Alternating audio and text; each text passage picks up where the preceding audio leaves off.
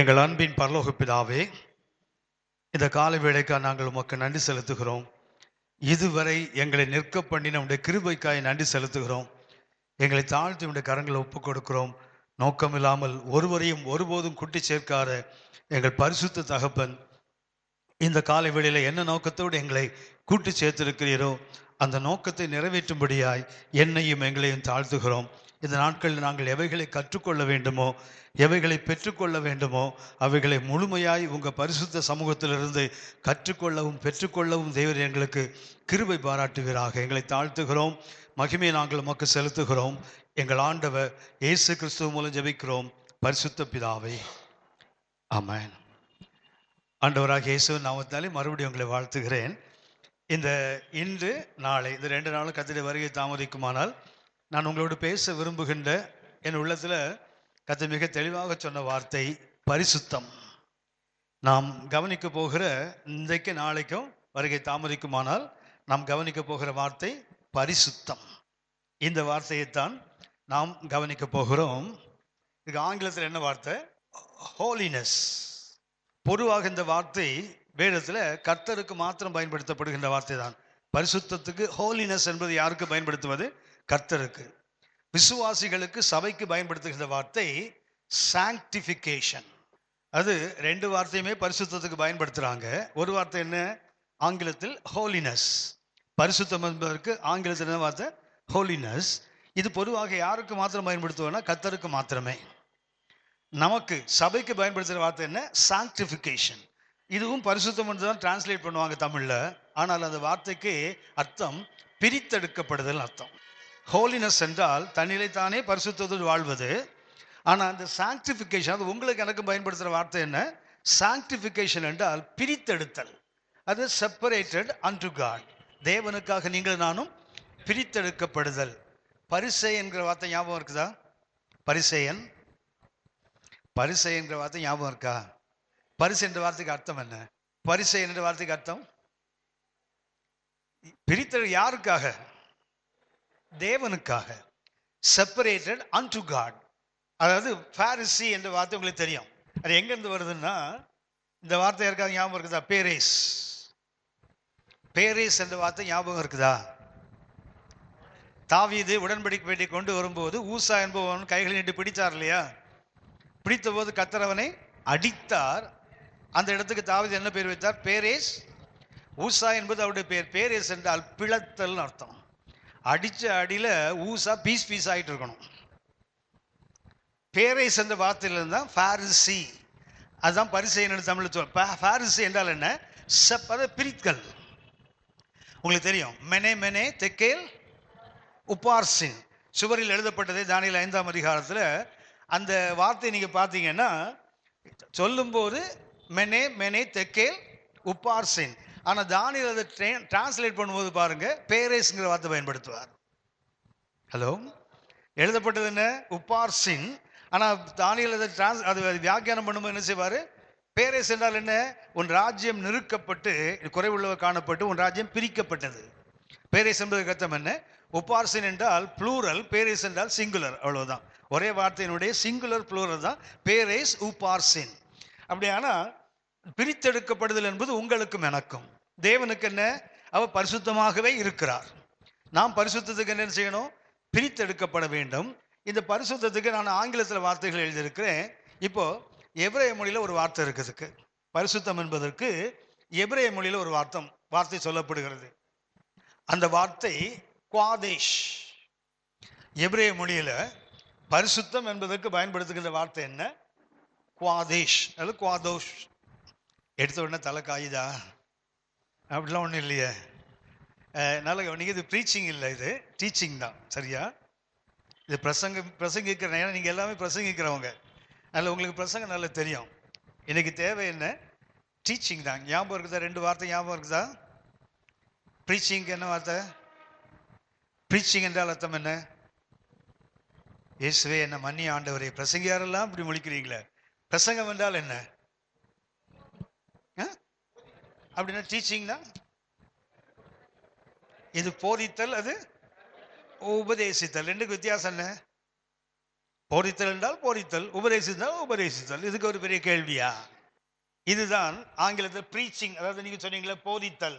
ஆனா டீச் என்பதற்கு இது பிரசங்கித்தல், இது உபதேசித்தல். இது பிரசங்கம் பண்றது. அதுக்கு என்ன வார்த்தை? கெருசோ, ஒரு கிரேக்க வார்த்தை. அடுத்தது டீச் பண்றதுன்னு டிடாஸ்கோ. கெருசோ என்றால் கிறிஸ்துவை பற்றி சொல்லுவது.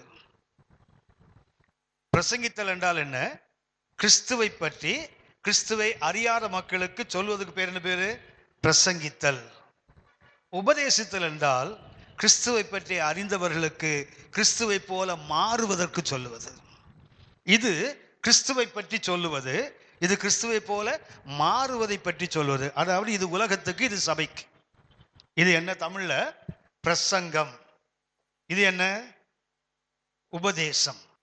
பிரசங்கம் என்பதற்கு ஆங்கிலத்தில் ப்ரீச், ப்ரீச்சிங். அது என்ன? அதுக்கு பயன்படுத்த கெருசோ என்ற வார்த்தைக்கு அர்த்தம் என்ன? தேவனை பற்றி அறியாத ஜனங்களுக்கு தேவனை அறிமுகப்படுத்துறோம் இல்லையா, அது பிரசங்கம். அடுத்தது என்ன? டிடாஸ்கோ. இது ஒரு கிரேக்க வார்த்தை. அதுக்கு அர்த்தம் என்ன? டீச், கற்றுக்கொடு. யாருக்கு இது? இது உலகத்துக்கு, இது சபைக்கு. ஆனா என்ன, நாம இன்னைக்கு என்ன பண்றோம்னா சபைக்கே இதை பண்ணிட்டு இருக்கிறோம். நாம் இன்றைக்கு சபைக்கே யாரை பற்றி சொல்லிட்டு இருக்கிறோம்? இயேசு நல்லவர், அற்புதம் செய்கிறவர், விடுதலை கொடுக்கிறவர். யாருக்கு பேசுறோம்? இது உலகத்துக்கு சொல்ல வேண்டியது. ஆனா நம்ம யாருக்கு சொல்லிட்டு இருக்கிறோம்? சபைக்கு சொல்லிட்டு இருக்கிறோம். சபைக்கு இன்றைக்கு தேவை என்ன? கிறிஸ்துவை பற்றி அல்ல, கிறிஸ்துவை போல மாறுவதை பற்றி. சபை இன்றைக்கு கிறிஸ்துவை போல மாற வேண்டிய இடத்துல இருக்குது. ஆகவே நாம் இதை தெளிவாக புரிந்து கொள்ள வேண்டும். தேவன் நம்ம இன்னைக்கு எதுக்கு அழைக்கல? பிரசங்கம் பண்றது உலகத்துக்கு வேண்டும், தேவனை அறியாதவங்களுக்கு வேண்டும்.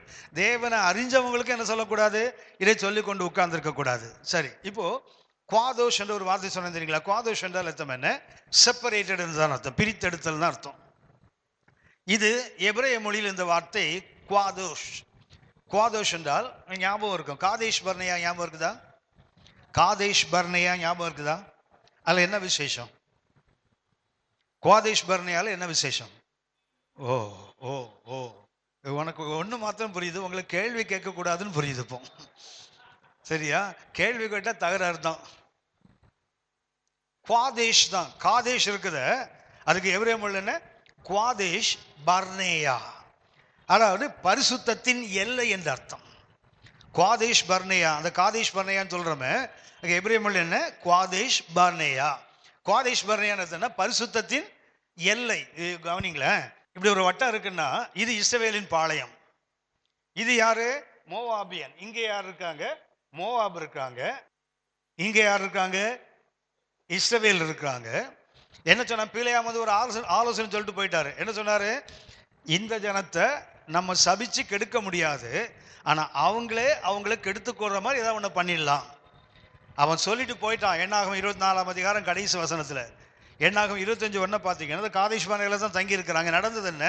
இஸ்ரவேலின் வாலிபர்கள் எங்க சுத்தினாங்க? இங்க சுத்தினாங்க. மோவாபிய பெண்கள் எங்க சுத்தினாங்க? இங்க சுத்தினாங்க. எங்க நடக்குது இந்த வேலை? பரிசுத்தத்தின் எல்லையில. பரிசுத்தத்தின் எல்லையில ஒரு பக்கத்துல யார் நடக்கிறாங்க? பரிசுத்தத்துக்கு அழைக்கப்பட்ட இஸ்ரவேல், இன்னொன்னு விபச்சாரத்துக்கும் வேசித்தனத்துக்கும் பேர் போன மோவாபுக்கு. என்னாச்சுன்னா இவர் இந்த இலையில சுத்துவாரு, அந்த அம்மா அந்த இலையில சுத்தும். பிலேயாம் கொடுத்துட்டு போன ஆலோசனை இதுதான். என்ன செய்ய? இவனை நீங்கள் நானும் சபித்து, ஏன்னா கர்த்தர் ஆசீர்வதித்திருக்கார், சபிக்க முடியாது. ஆனா ஒண்ணு செய்யலாம், இவனை அழிக்கிற மாதிரி பண்ணணும்னா என்ன செய்யணும்? அவனுக்கு ஒரு எல்லை இருக்குது, அதுக்கு பேர் என்ன பேரு? பரிசுத்தம். இந்த பரிசுத்தத்தை அவன் தாண்டி வந்தான்னா என்ன செய்ய முடியும்?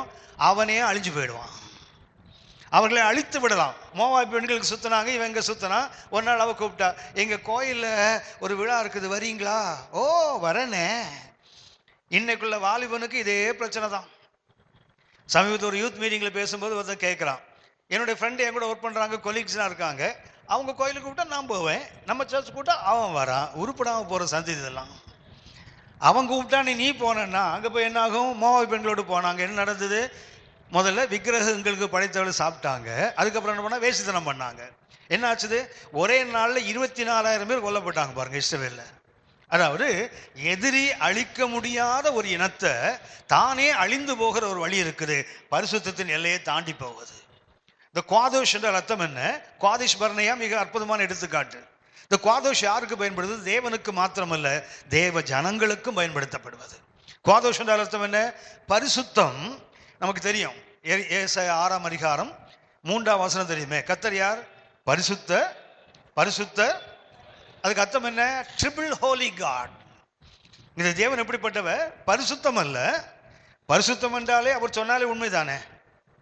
ஹலோ, சொன்னாலே உண்மைதானே? 2 முறை சொன்னால் 2 முறை சொன்னால் அது உறுதிப்படுத்தப்பட்ட சாட்சி. ஒரு தடவை சொன்னால் என்ன? கர்த்தர் பரிசுத்தர் என்றால் என்ன? அது உண்மை, அது சாட்சி. அடுத்தது என்ன? 2 முறை சொன்னால் அது என்ன? ஒரு காரியம் 2 சாட்சிகளால் உறுதிப்படுத்தப்படும். 3 தடவை சொன்னா அது உண்மை உள்ள சாட்சி என்ற அர்த்தம். ஒன்றே சாட்சி தான். 2 தடவை சொன்னால் அது உறுதிப்படுத்தப்பட்ட சாட்சி. 3 முறை சொன்னால் அது என்ன? உண்மை உள்ள சாட்சி. கர்த்தர் எப்படிப்பட்டவர்? பரிசுத்தர் பரிசுத்தர் பரிசுத்தர். அதாவது ட்ரிபிள் ஹோலி காட். 3 மடங்குனால் என்ன? அவர் பரிசுத்தம் அல்ல, அவர் உறுதிப்பட்ட பரிசுத்தம் அல்ல, அது உண்மையுள்ள ஒரு பரிசுத்தம். அந்த பரிசுத்தத்தை தான் கர்த்தர் யார்கிட்ட விரும்புகிறார் சொல்ல கவனிங்க. அவருடைய பரிசுத்தத்துக்கு குறைவான ஒன்றையும் கர்த்தர் தன் பிள்ளைகளில் எதிர்பார்ப்பதில்லை. தேவன் எதிர்பார்ப்பதெல்லாம் என்ன? அவருக்கு என்ன பரிசுத்தம் இருக்குதோ அந்த பரிசுத்தம் யாருக்கு இருக்க வேண்டும்? நமக்கும் இருக்க வேண்டும். தேவனுக்கு ஏன் 3 முறை பரிசுத்தம் என்று சொன்னார்கள்? ட்ரிபிள் ஹோலி காட் சொல்றாங்க இல்லையா, அது ஒரு பக்கம். இன்னொரு பக்கத்தை பாருங்க, பிதா குமாரன் பரிசுத்தாவி. ஆமென் சொல்லுங்க. பரிசுத்தம் பரிசுத்தம் பரிசுத்தம். குமாரனுக்கு உண்டு, பிதாவுக்கு உண்டு, ஆவியானவருக்கு உண்டு பரிசுத்தம்.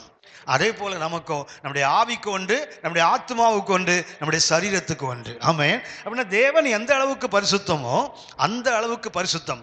ஏன் இந்த பரிசுத்தத்தை பற்றி நான் 2 நாள் உங்களோட பேச விரும்புகிறேன் என்றால், மிக முக்கியமான ஒன்று, இன்றைக்கு சபைகளிலும் சரி ஆவிக்குரிய ஊழியம் என்று சொல்றாங்களே, பரிசுத்தத்தை பேசுறது இல்லை.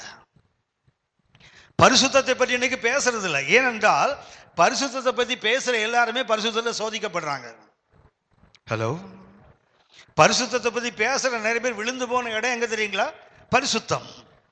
எங்க சபையில் ஒரு முறை ஒரு பிரசங்கியார் வந்தார். அவர் பிரசங்கித்தார், பரிசுத்தத்தை பற்றி பேசினார். கொஞ்ச நாள் கழிச்சு அவரை பற்றி ரிப்போர்ட் வருது, அவர் மனைவி வாழும்போது இருக்கும்போது இன்னொரு பெண்ணோடு வாழ்கிறார். அவர் கோபித்து கொண்டு, அவங்களுக்கு சபை இருக்குது, ஒரு பைபிள் காலேஜ் இருக்கு அவருக்கு. அவருடைய மனைவியும் பையனை பெரிய பையன், வளர்ந்து திருமணத்துக்கு இருக்கிற பையன். என்ன பண்ணாங்கன்னா, அம்மாவும் பையனும் அவரை விட்டு தனியா பிரிஞ்சு வேறொரு இடத்துல போய் வாழ்ந்தாங்க. ஏன்னா இந்த பாவியோடு நாங்க வாழ மாட்டோம்.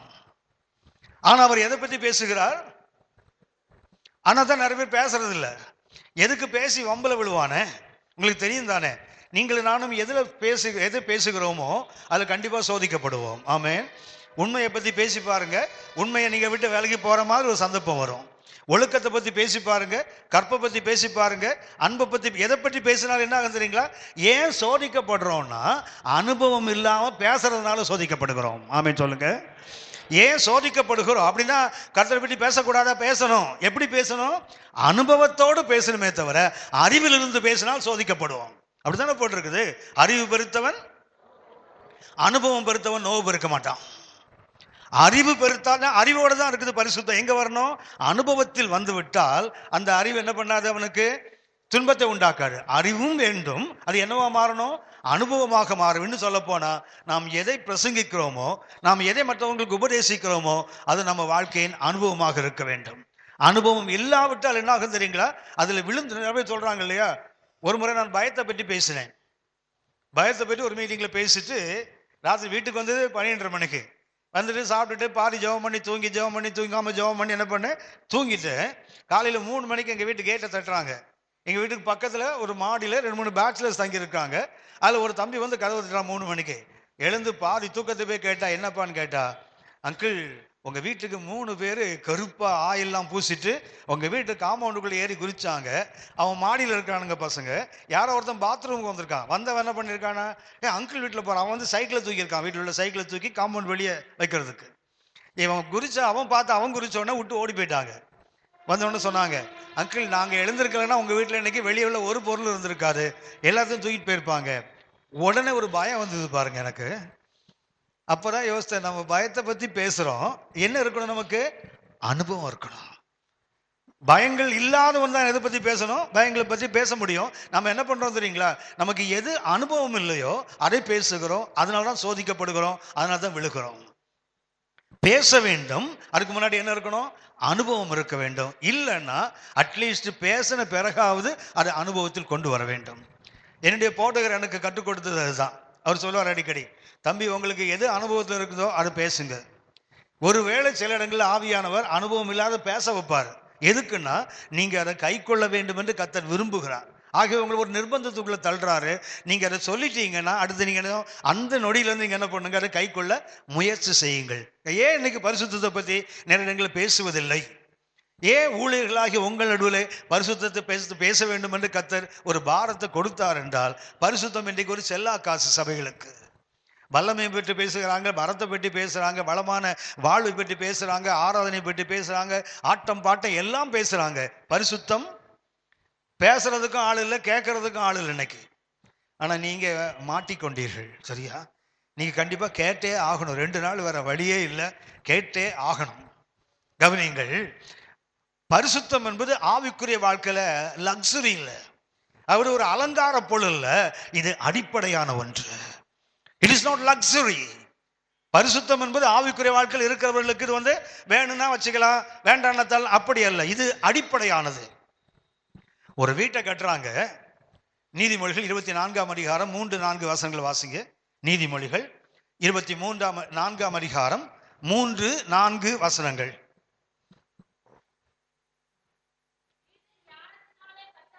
வீடு ஞானத்தினாலே கட்டப்பட்டு விவேகத்தினாலே நிலைநிறுத்தப்படும்,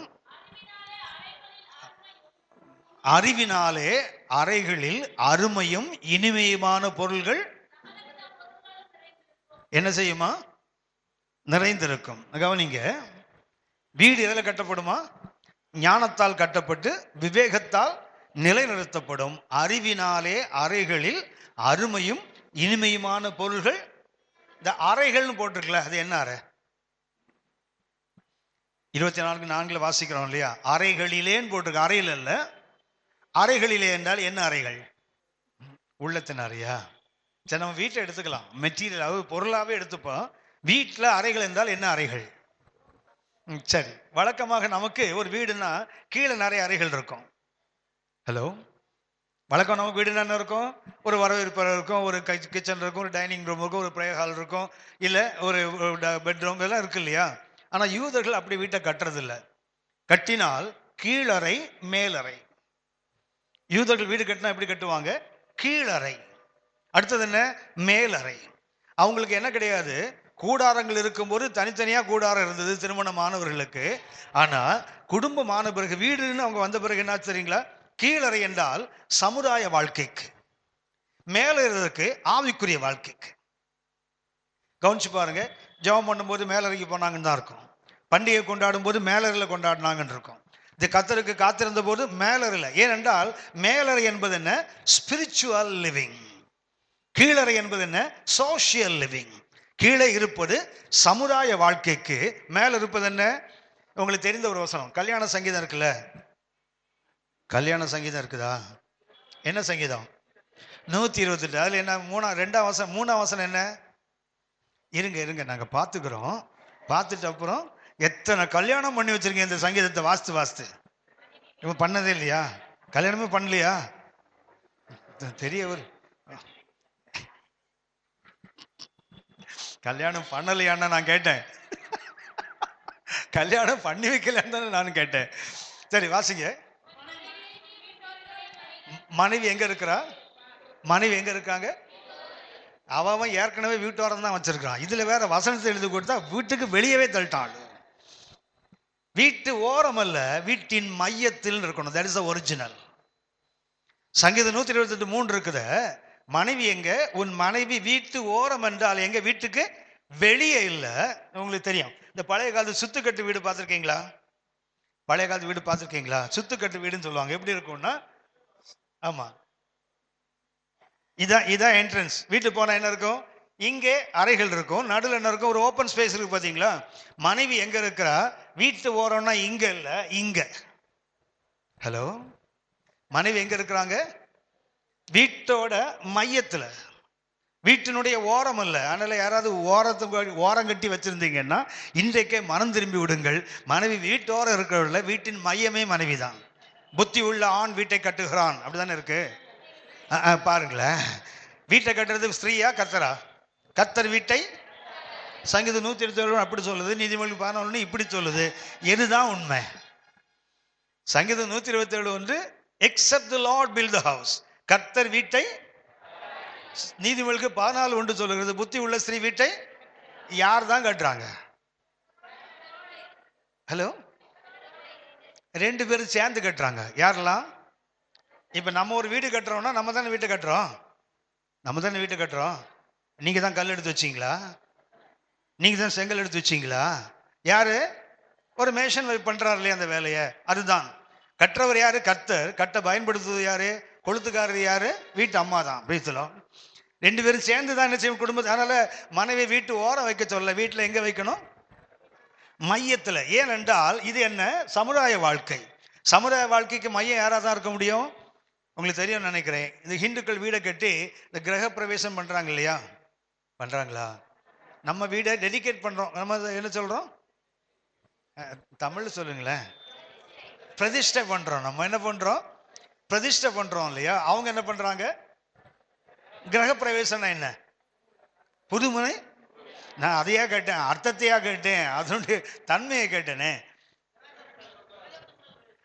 கிரகம் என்ன செய்யுது வீட்டுக்குள்ள?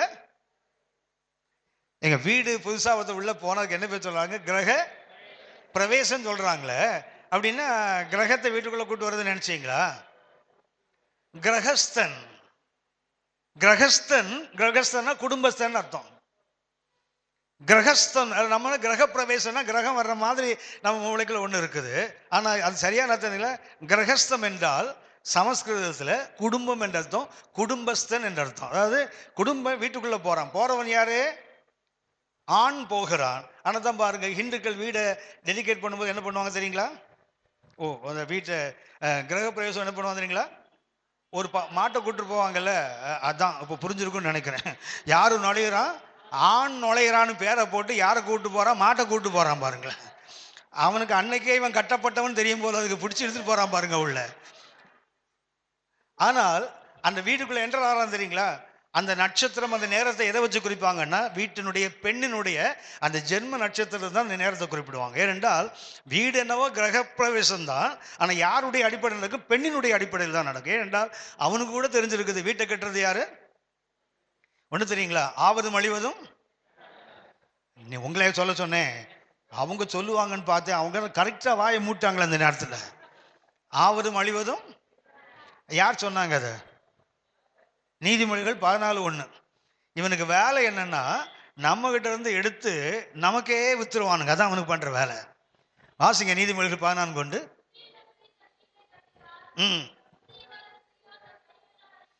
பாத்தீங்களா? கட்டுறதும் அதே கைதான், இடிக்கிறதும். ஆனாதான் சொன்னா ஆவதும் அழிவதும் பெண்ணால. அகத்தின் அழகு யார் சொன்னது? ஓஹோ, அவ யாருன்னு யோசிக்கிறீங்களா? எங்க யார் சொன்னது? கர்த்தர் சொன்னது. காயினை பார்த்து கேட்டார், உன் முகநாடி ஏண்டா மாறுபட்டது? அகத்தின் அழகு என்னன்னா, நம்மகிட்ட இருந்து வாங்கி நமக்கே கொடுத்துருவோம் ஆளுங்க. நம்ம அதை ஏமாந்து போய், ஆகா எங்க பாட்டி சொன்னா, அவை பாட்டி சொன்னா, இல்லை என்ன திருவள்ளுவர் தாத்தா சொன்னாருன்னு சொல்லிட்டு உட்கார்ந்துருப்போம். எல்லாம் வேதத்துல இருந்து எடுத்து கொஞ்சம் மாத்தி நமக்கு ஏத்த மாதிரி சொல்லி வச்சுட்டான். கவனியுங்கள், அறைகள் என்பது கீழே ஒரு அறை இருக்கணும். அதுக்கப்புறம் என்ன? வீட்டில் கீழே எத்தனை அறை பார்த்தீங்கன்னா என்ன செய்வான்னா, மிருகங்கள் அடைக்கிறதுலாம் இதெல்லாம் வைப்பாங்க. ஆடு மாடுகள் வீட்டில் செல்லமாக வளர்ப்பாங்கல்ல, அதெல்லாம் இதில் ஏதாவது ஒரு அறையில் இருக்கும். அடுத்தது தானியங்கள் எல்லாம் இங்கே தான் இருக்கும். மனுஷன் வாழ்றதும் இங்கே தான் இருக்கும். லுக்கா 12ஆம் அதிகாரத்தில் பாருங்க, ஒரு ஒரு மிட் நைட் ஃப்ரெண்ட் ஒருத்தர் இருக்காதுங்களா, நடுஇரவு நண்பன். அவன் என்ன பண்ணுவான்? கதவை தட்டும் போது, நண்பன் கதவை தட்டும் போது சொல்லுவான், நான் படுத்தாயிட்டு என் பிள்ளைகள் என்ன சுற்றிலும் படுத்திருக்கான்றான் பாருங்களேன். அப்படின்னா அன்னைக்கு என்ன? Common living. ஒரு அப்பா படுத்தான என்ன பண்ணா, பிள்ளைகள் எல்லாம் சுத்தி படுத்திருக்கிறாங்க. எழுந்து என்ன செய்யக்கூடாது? அவங்களை டிஸ்டர்ப் பண்ணக்கூடாது. எவ்வளவு க்ளோஸா படுத்திருப்பாங்க பாருங்களேன். ஏனென்றால் உலக வாழ்க்கைக்கு என்ன வீடு? கீழே. மேல என்ன இருக்குது? மேலறை. எதை குறிக்கும் அது? ஆவிக்குரிய பயிற்சிகள், உபவாசிப்பது, ஜெபிப்பது, தன்னை ஒடுக்குவது, தேவனை நோக்கி பார்ப்பது இங்கதான் மேலறையில. கவனியுங்கள், மேலறை ஒழுங்கா இருக்கணும்னா என்ன இருக்கணும்? கீழே வீடு இருக்கணும். ஹலோ, கீழே வீடு இல்லாம யாரும் மேலே கட்ட முடியுங்களா? முடியுமா? முடியாதுல்ல. கீழே வீடு இருந்தால் தான் என்ன கட்ட முடியும். ஆனால் நம்ம இன்னைக்கு நிறைய பேர் என்ன பண்றோம், கீழே வீட்டை அழிச்சிட்டு மேலே வீடை மாத்திரம் என்ன பண்றோம். சாத்தியமா? முடியுமா? கீழே வீடு இல்லாம மேலே வீடு கட்டவே முடியாதுல்ல. இன்னைக்கு உலக வாழ்க்கை, குறிப்பாக குடும்ப வாழ்க்கையை சிதைத்து விட்டு நிறைய பேர் எங்க போய் கட்ட நினைக்கிறாங்க. ஆவிக்குரிய வாழ்க்கையை கட்ட எப்படி காத்துல கட்டுற மாதிரி, ஆகாயத்தில் வீட்டு கட்டுற மாதிரி. It is highly impossible. அது யாராலும் முடியாது. கீழே கட்டினா தானே மேலே கட்ட முடியும். மோத்திலால் நேரு நேரம் கேள்விப்பட்டிருக்கீங்களா? யார் அது? பரவாயில்ல, ஜவஹர்லால் நேரோட ஞாபகம் இருக்கு பாருங்களேன் நமக்கு. சரி, ஜவஹர்லால் நேருக்கு அப்பா மோதிலால் இருந்தால அவர் உங்களுக்கு தெரியும். லண்டன்ல ஒரு பாரிஸ்டர். அவர் லண்டன்ல அவர் ஒரு பெரிய வழக்கறிஞர். இந்த வழக்கறிஞர் என்ன பண்ணாருன்னா, அந்த நாட்டில் ஒரு சட்டம் இருந்தது. வீடு இருக்கு பார்த்தீங்களா, வீட்டுக்கு அந்த மேல் கூரை இருக்கு தெரியுங்களா, எப்படி இருக்கணும்னா இப்படிதான் இருக்கணும், டேப்பராக தான் இருக்கணும். எப்படி இருக்கக்கூடாது? ஃப்ளாட்டா இருக்கக்கூடாது. ஏன் இருக்கக்கூடாது? அங்கே எப்பயுமே ஸ்னோஃபால்ஸ் அதிகமாக இருக்கும். வந்து அப்படி நின்னா என்ன ஆகிடும், வீடு கெட்டு போயிடும். ஆகவே வலிக்கிட்டு போகிற மாதிரி தான் பண்ணுவாங்க. ஆனால் யாரோ ஒருத்தருக்கு ஒரு ஆசை வந்துட்டுன்னு வச்சிங்களேன், மேலே என்ன இருக்கணும், ஒரு ஓப்பன் டெரஸ் இருக்கணும் எங்கள் வீட்டில், மேலே என்ன அப்படியே ஒரு லுக் விடணும்னு யோசித்தான்னு வச்சிங்களேன், அவனுக்கு என்ன பண்ணணும், மேலே வீடு வச்சுக்கலாம். ஆனால் லண்டனில் ஒரு சட்டம் இருக்குது, மேலே ஓப்பன் டெரஸாக இருந்தால் யார் வேணுமானாலும் வீட்டை கட்டிக்கலாம் மேலே. இப்போ ஏன் வீடு மேலே இங்கிலாண்டில் இருக்குது, மேலே வந்து அந்த ஸ்லாண்டிங் ரூஃப் இல்லாமல் ஃப்ளாட் ரூஃப் இருந்தால் என்ன செய்யலாம்னா, யாராவது ஒருவர் என்ன பண்ணலாம், என் பக்கத்து வீட்டுக்காரர் நினைக்கலாம்னு வச்சிங்களேன், சும்மா தானே இருக்குது மாடி.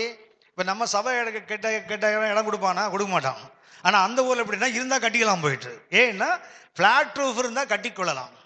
ஆகவே ஒன்று கிளைமேட், ரெண்டாவது என்னென்னா அந்த நாட்டு சட்டம் என்னென்னா, மேலே பிளெயினாக ரூஃப் இருந்தால் anybody can build his house.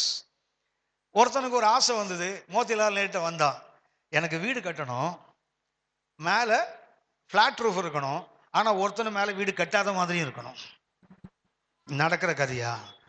மேலே என்ன இருக்கணும், ஃப்ளாட் ரூஃப் இருக்கணும், அதுக்கு மேலே கட்டுறதுக்கு யாராலையும் நினைச்சா கூட முடியக்கூடாது. அப்படி எனக்கு ஒரு கவுன்சில் பண்ணுங்க. இந்தியன் மூளையாச்சுத, கிரிமினலுக்கு பேர் போனதில்லை. இவர் என்ன பண்ணான்னா, ஒரு பிளான் இதப்படி கட்டு, உனக்கு பிரச்சனை வராது. நிஜமாவா? கண்டிப்பா வராது. போய் கட்டிட்டான். கட்டி ஃப்ளாட் ரூஃப் போட்ட உடனே அவன் வந்து நிற்கிறான், நான் கட்டுறேன் நீ கட்டுறேன். அது சொன்னான், அதுப்பா நீ கட்ட முடியாது. ஏன் கட்ட முடியாது? அந்த ஊரில் அந்த வீடு சீலிங் இருக்கு தெரியுங்களா, ஃப்ளாட் ரூஃப் போட்டால் ஒரு 12 அடி கீழே வந்து உயரம்னு வச்சிங்களேன், நம்மளால் என்ன பண்ணான்னா 11.5 அடி சீலிங் போட்டுரு. 1/2 அடி என்ன இருக்கணுங்க, 12 சட்டம், அதுக்கு மேலே இருந்தால் தான் கட்டணும். இவர் என்ன பண்ணிட்டாருன்னா 11.5 சீலிங் போட்டு வீட்டை ஃபினிஷ் பண்ணிட்டு, எவனாவது வந்து கேட்டான்னா 12 அடியிலேருந்து கட்டுறான். கட்ட முடியுங்களா?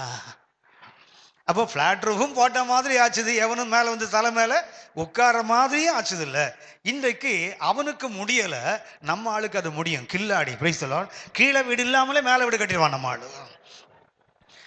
ரூஃபே வேண்டாம், பில்லரே வேண்டாம், அப்படியே அந்தரத்திலே ஆகாயத்தை நம்மால் வீடு கட்ட மாட்டான். கவனியுங்கள், அறைகள் என்றால் ஒரு அறை என்ன, சமுதாய வாழ்க்கை. அடுத்த வாழ்க்கை என்ன, ஆவிக்குரிய வாழ்க்கை. ஆவிக்குரிய வாழ்க்கை கட்டப்பட வேண்டுமானால் எது சரியா இருக்கணும், உலக வாழ்க்கை, குடும்ப வாழ்க்கை சரியா இருக்கணும். குடும்ப வாழ்க்கையின் அடிப்படை பரிசுத்தம். குடும்ப வாழ்க்கையின் அடிப்படை பரிசுத்தம். ஒரு பரிசுத்தம் அல்ல, ஆவி, ஆத்மா, சரீரம் மூன்றிலும் பரிசுத்தம். இன்னைக்கு நாம் என்ன பண்றோம், உடலில் பரிசுத்தத்தை பேணுகிறோம், ஆனா உள்ளத்துல, மனசுக்குள்ள, சிந்தையில தேவன் பரிசுத்தம், ட்ரிபிள் ஹோலி காட். அவர் உச்சந்தலை முதல் உள்ளங்கால் வரைக்கும் அவர் யாரு, பரிசுத்தம். அதே பரிசுத்தத்தை யாருக்கு கர்த்தர் எதிர்பார்க்கிறார், அவருடைய குறிப்பாக அவருடைய ஊழியக்காரர்களாகிய உங்களிடத்திலும் என்னிடத்திலும் எதிர்பார்க்கிறார்.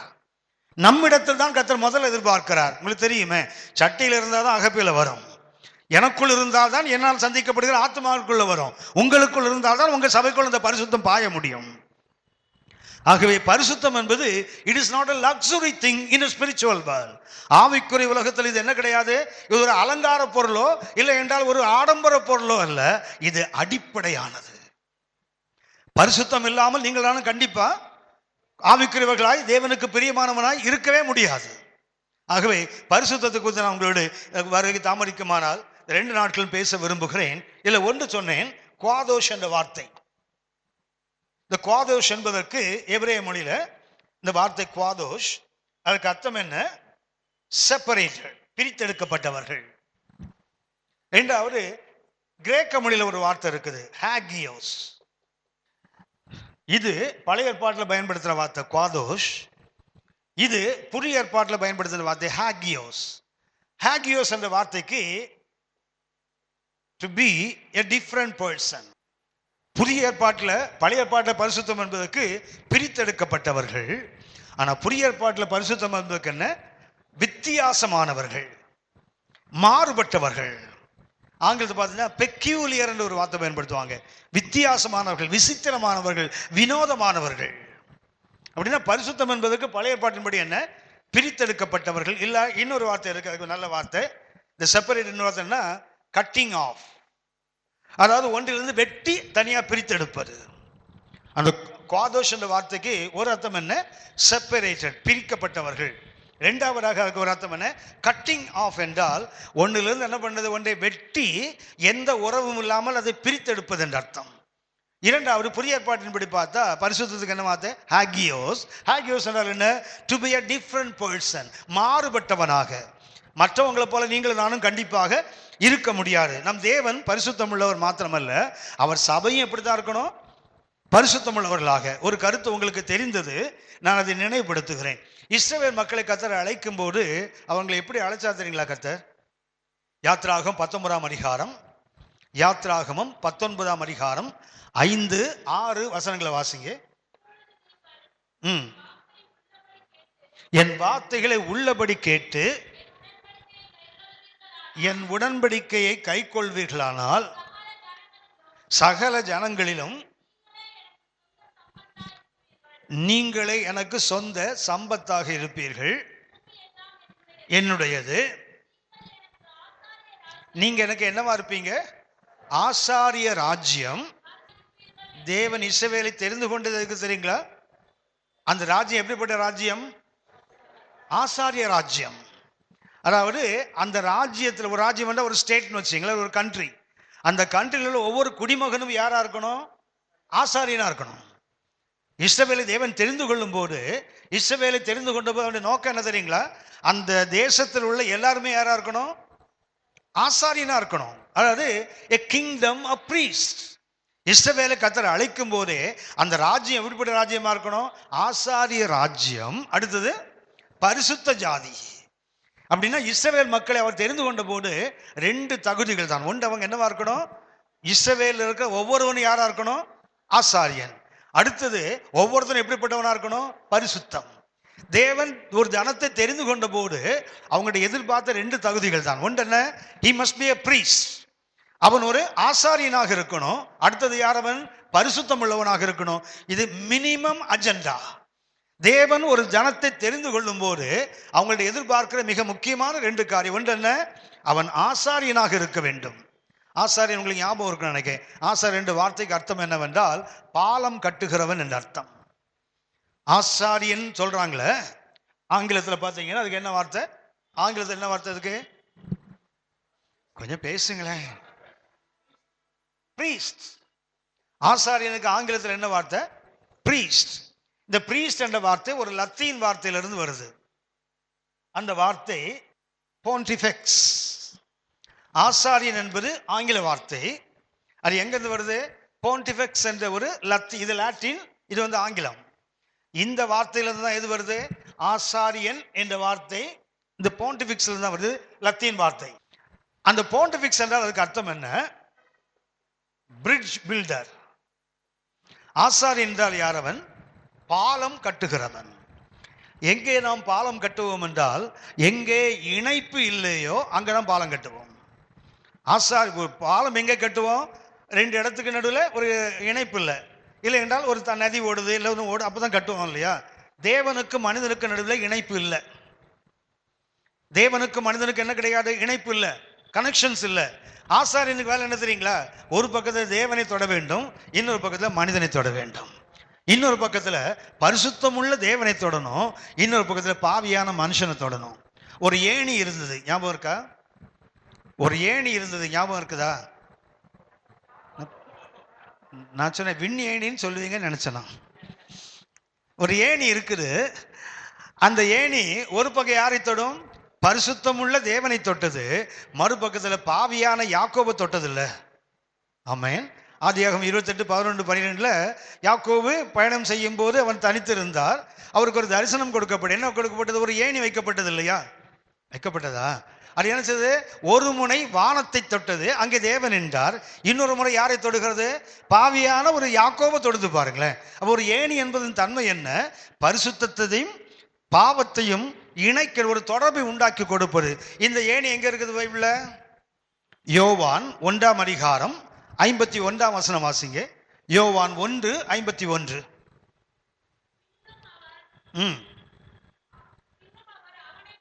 இயேசு நாத்தான்வேலை நோக்கி சொல்றாரு. அவனை நோக்கி,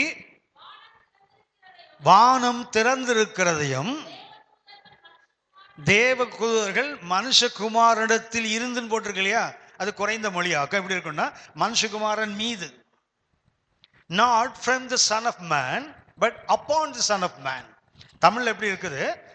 வானம் திறந்திருக்கிறதையும் தேவதூதர்கள் மனுஷகுமாரனிடத்திலிருந்து ஏறுவதையும் இறங்குவதையும் காண்பீங்கன்னு போட்டிருக்கு இல்லையா? அது ஒரு சரியான மொழியாக்கம் அல்ல, கொஞ்சம் குறைவு. சரியான மொழியாக்கம் எப்படி இருக்குன்னா, இது முதல் வானம் திறந்திருப்பதையும் மனுஷகுமாரன் மீது தூதர்கள் ஏறுகிறவர்களையும் இறங்குவதையும் காண்பாய்னு போட்டிருக்கு இல்லையா? அந்த ஏணி யார்? அது அந்த ஏணி யாரு? இயேசு. அந்த ஏணி யாரு? ஹலோ, யோவான் 4 இருக்குது. அதுல 4 எல் இருக்கும். 4 எல். முதல்ல என்ன? லைஃப். ஆதியிலே வார்த்தை இருந்தது, அந்த வார்த்தை அது போட்டு அவருக்குள் ஜீவன் இருந்தது. அந்த ஜீவன் என்னாச்சு? மனுஷனுக்கு ஒளியானது. அப்ப என்ன ஆகுது? அடுத்தது லைட். யோவான் 1:29 பார்த்தீங்கன்னா, இதோ உலகத்தின் பாவத்தை சுமந்து இருக்கிற தேவ, அது என்ன? லாம். 51 என்ன இருக்குது? மனுஷகுமாரன் மீது இது முதல் தேவதூதர்கள் ஏறுவதையும் இறங்குவதையும் என்ன இருக்குது? லாடர். அடுத்தது என்ன? லாடர். யோவான் செய்தியில மொத்தம் 4 தாட் தான். ரொம்ப சிம்பிளா மனசில். இது ஒன்று என்ன? லைஃப், ஜீவன். அடுத்தது என்ன? ஒளி. அடுத்தது என்ன? லேம்ப். அடுத்தது என்ன? யோசித்து பாருங்க. அவருக்குள் ஜீவன் இருந்தது, அது என்னாச்சு? மனுஷனுக்கு ஒளி ஆயிற்று. அது என்னாச்சுது? அவனுக்காக பாவத்தை சுமந்து தேவனோடு அவனை சேர்த்தது. அடுத்தது என்னாச்சு? கீழே இருக்கிறவனை மேலே கொண்டு போச்சு. அவ்வளவுதான். யோசித்து பார்த்தீங்கன்னா ரொம்ப அற்புதமா இருக்கும். படிக்கட்டு தான் அது. பார்த்தீங்களா? அதே படிக்கட்டு தான். போயிட்டே இருக்க வேண்டியது, அவ்வளவுதான். இதுக்கு ஆப்போசிட் யார் தெரியுங்களா? ஹலோ, கவனிச்சு பாருங்க. சின். அடுத்தது என்ன? சிக்னஸ். அடுத்தது என்ன? சஃபரிங். அடுத்தது யாரு? சேட்டன். சாரோலாம் போட்டுக்கலாம் இயேசுல. சின், சிக்னஸ், சஃபரிங், சாரோ, சேட்டன், எத்து வேணா போட்டுக்கலாம். அப்படி யோசித்து பாருங்க, எல்லாத்தையும் லிங்க் பண்ணி பாருங்க, அப்படியே பாம்பாயிடும். அது சேர்த்து சொல்லி பாருங்களேன். எஸ், அதான் அப்படியே வரும் பாருங்களேன். பாம்பாவே வந்துடும். அது மிக எளிமையானது. தேவன் உங்களுக்கு எனக்கு என்னவோ மாறி இருக்கிறார், ஏணியாக மாறி நம்ம என்ன செய்யணும்? மேல. இதுதான் நீங்கள் நானும் செய்ய வேண்டிய வேலை, பாலம் கட்டுகிற வேலை. பரிசுத்தம் உள்ள தேவன் ஒரு பக்கம், பாவியான மனுஷன் ஒரு பக்கம்.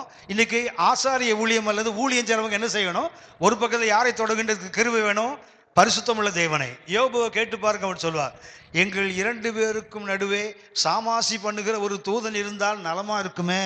எங்க 2 பேர் கைகளை வைத்து 2 பேரையும் சமரசம் பண்றதுக்கு ஆள் இல்லையான்னு புலம்புனாரு. ஆனா இன்றைக்கு புதிய ஏற்பாட்டில் உங்களை என்னை கர்த்தர் வைத்திருக்கிறார். ஆமென், ஆமென். அது இயேசுவின் இடம். அந்த இடத்துல கர்த்தர் யாரை கொண்டு வைத்திருக்கிறார்? உங்களையும் என்னையும் வைத்திருக்கிறார். அப்படின்னா ஒரு ஆசாரியனுடைய வார்த்தை எங்கிருந்து வருது? பாலம் கட்டுகிறவன். எங்க இருக்கு? அதுக்கும் பாலம் கட்டுகிறவன். பரிசுத்தமுள்ள தேவனுக்கும் பாவியான மனிதனுக்கும். என்ன பிரச்சனைன்னா, அந்த போன்டிபிக்ஸ்ல இன்னும் ஒரு வார்த்தை இருக்கு அதுக்குள்ள. ஒன்று, பாலம் கட்டுகிறவன் மாத்திரமல்ல, பலி செலுத்தி பாலம் கட்டுகிறவன். போன்டிபிக்ஸ் என்ற வார்த்தைக்கு அர்த்தம் என்ன? பலி செலுத்தி பாலம் கட்டினா எல்லாரும் வருவாங்க. என்ன செய்யணும்? அதுக்கு முன்னாடியே என் சாக்ரிஃபைஸ் இஸ் நீடட். ஒரு பலி தேவைப்படுகிறது. பலி செலுத்தி தான் என்ன செய்ய முடியும்? பாலம் கட்ட முடியும். அன்புக்குரியவர்களே, நீங்கள் நானும் இன்றைக்கு அழைக்கப்பட்டோம். யூதர்களை கர்த்தர் அழைத்தார். என்ன அழைப்புக்கு அழைத்தார்? அவ என்னவா இருக்கணும்? ஆசாரிய ராஜ்யமா இருக்கணும். அடுத்தது யாரா இருக்கணும்? பரிசுத்த ஜாதியா இருக்கணும். ஆனால் அவங்க எதை விரும்புறாங்க தெரியுங்களா?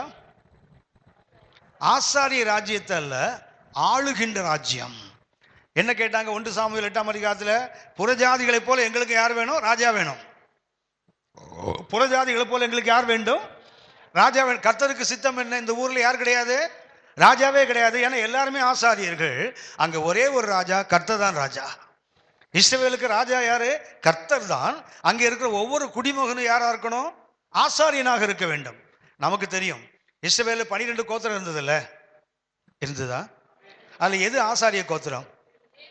யார் ஆசாரியர்கள்? ஆரோனின் குடும்பம். லேவி கோத்திரத்தில் பிறந்தா கூட யாரா மாற முடியாது? ஆசாரியனா மாற முடியாது. ஆரோன் குடும்பத்தில் பிறந்த மற்றவங்களாம் லேவியனாக இருக்கலாம், எடுபடி வேலைக்கு பயன்படலாம்.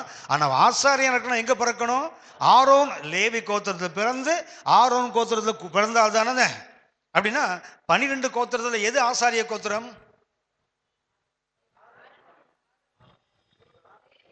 சரி, லேவி. அதுல சரி, லேவியின் மொத்தம் எடுத்துக்கலாம். அப்படின்னா யார் மாத்திரம் ஊழியம் செய்தா போதும்?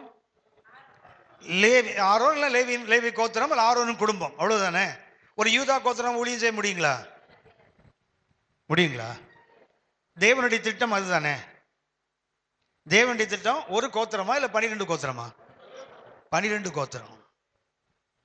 இந்த முதல்ல வாஸ்தவமே, நீங்கள் என் கற்பனைகளை கைக்கொள்வீர்களானால் நீங்க என்னுடைய சம்பத்தா இருப்பீங்க. பூமி அனைத்தையும் என்னுடையது. நான் உங்களை எப்படி தெரிந்து கொண்டிருக்கிறேன்? ஒரு கோத்திரத்தை அல்ல, 12 கோத்திரமும் ஆசாரியர்கள் தான். நல்ல கவனிங்க. தேவனுடைய திட்டம் என்ன? 12 கோத்திரத்துல ஒரு கோத்திரம் அல்ல ஆசாரிய கோத்திரம். 12 கோத்திரம் என்ன கோத்திரம் தான்? மொத்தம் அந்த இஸ்ரவேல்ல மொத்தம் எத்தனை லட்சங்கள் இருந்தாலும் அத்தனை பேர் யாரா இருக்கணும்? ஆசாரியனாக இருக்க வேண்டும். அதான் தேவனுடைய திட்டம். வாசிங்க லேவியராகமம் 25ஆம் அதிகாரம் 55ஆம் வசனம். லேவியராகமம் 25:55 வாசிங்க. இஸ்ரவேல் புத்திரர், கவனிச்சிங்களா? லேவி புத்திரன் ஊழியக்காரன் கர்த்தர் சொல்லல. என்ன சொல்லியிருக்கிறாரு? இஸ்ரவேல் என்றால் 12 கோத்திரமும் என்னுடைய ஊழியக்காரர். அடுத்தது, அவர்கள் நான் எகிப்து தேசத்திலிருந்து வரவழைத்த என்னுடைய. அப்படின்னா தேவனுடைய ஊழியக்காரர் யாரு? ஒரு லேவி கோத்திரம் அல்ல, ஒரு ஆரோன் குடும்பம் அல்ல, 12 கோத்திரமும் அவருக்கு ஊழியக்காரனாக தான் கர்த்தருடைய திட்டம். தேவனுடைய திட்டம் என்ன? இஸ்ரவேல் புத்திரர் என் ஊழியக்காரர். யார் இவங்கெல்லாம்? எகிப்தின் அடிமைத்தனத்திலிருந்து நான் வரவழைத்த எல்லாருமே யார்? என்னுடைய. அப்படின்னா ஒரு கோத்திரம், ஒரு குடும்பம் அல்ல ஆசாரியன். தேவனுடைய திட்டம் என்ன? மொத்த இஸ்ரவேலும்.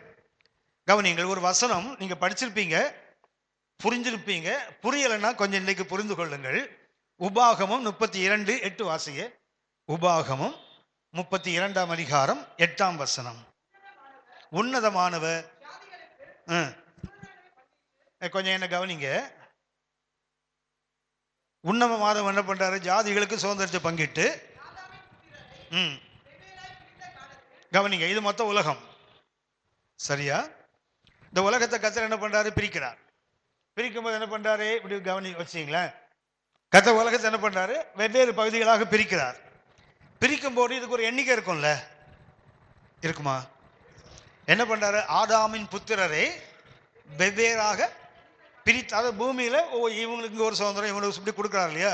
கொடுக்கும் போது அவருக்கு மனசுல ஒரு எண்ணிக்கை இருக்கும்ல, ஒரு 1000 இல்ல ஒரு 2000 ஒரு 10,000 அப்படி எண்ணிக்கை இருக்கும்ல.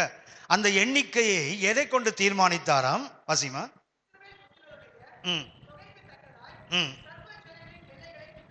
அப்படி இந்த எல்லை இருக்கு பாத்தீங்களா? இந்த எல்லைகள் உலகத்துக்கு கர்த்தர் என்ன பண்றாரு? ஒரு 10,000 பிரிக்கிறான்னு வச்சுங்களேன். அதாவது நாடுகள் அல்ல, மனித குழுக்கள், ஹியூமன் குரூப் சொல்றோம் தெரியுங்களா? ஒரே மாதிரி மொழி, ஒரே மாதிரி கலாச்சாரம், ஒரே மாதிரி பழக்கம் உள்ள. தமிழ்நாடா இருந்தாலும் நமக்கு நிறைய ஹியூமன் குரூப்ஸ் இருக்கு. ஹலோ, தமிழ்நாடா இருந்தாலும் நமக்கு என்ன இருக்குது?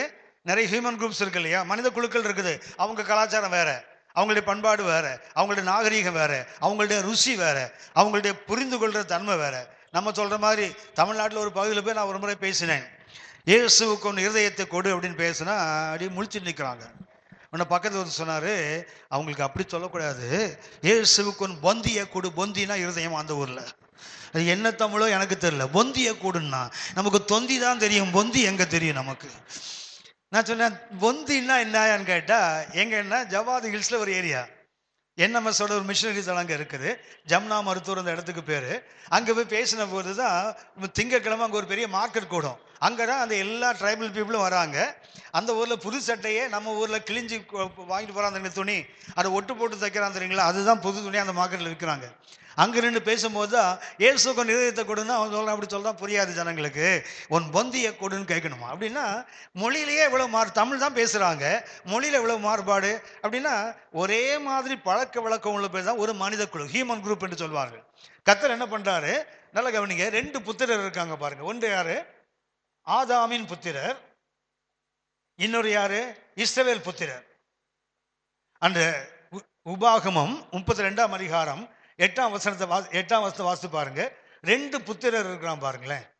ஆதாமின் புத்திரரை கர்த்தர் என்ன பண்ணாரா, வெவ்வேறாக பிரிக்கிறார். ஒவ்வொரு ஊரா ஒவ்வொருக்கா பிரிச்சு நீங்க இரு நீங்க இரு நீங்க இரு என்ன பண்றாரு. கொடுக்கும் போது ஒரு எண்ணிக்கை இருக்கும்ல. ஸோ உதாரணமா ஒரு 10,000 ஹியூமன் குரூப்புன்னு வச்சுங்களேன். கர்த்தர் என்ன செய்யறாரு, இந்த எண்ணிக்கையை எதை கொண்டு தீர்மானிக்கிறார்? இஸ்ரவேல் புத்திரருடைய எண்ணிக்கைக்கு தக்கதாக. ஏன் தெரியுங்களா, இவங்க எல்லாம் தனித்தனி குரூப் ஆன பிறகு ஒவ்வொரு குழுவுக்கும் ஒரு ஆசாரியன் வேணும்ல. வேணுமா?